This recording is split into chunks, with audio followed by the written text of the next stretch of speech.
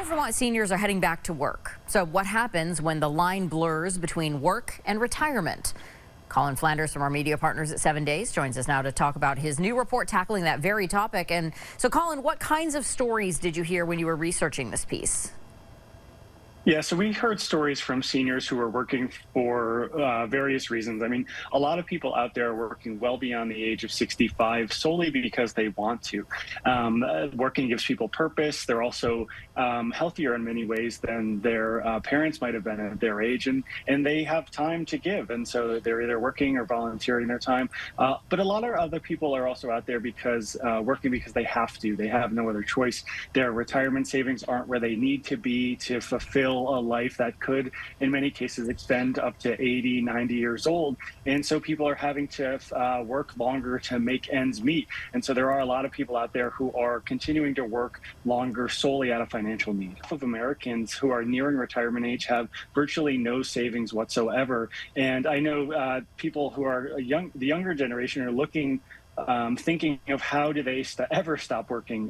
Pensions are kind of a thing of the past for a lot of people, and it's getting harder and harder to save. And Social Security, which a lot of seniors live off of right now, just is not enough in many cases. And so people have no choice. It's no secret that Vermont needs workers or that we have an aging population overall. So are Vermont companies stepping up to hire seniors who want to stay in or get back into the workforce? Yeah, so we talked to a couple companies who are doing exactly that. And the thinking here is that you kind of need to work with the people that are out there. And in many cases in Vermont, that's older folks. Half of our population is over the age of 43, and we're only getting older. And so if you're a company out there looking, how do I fill jobs?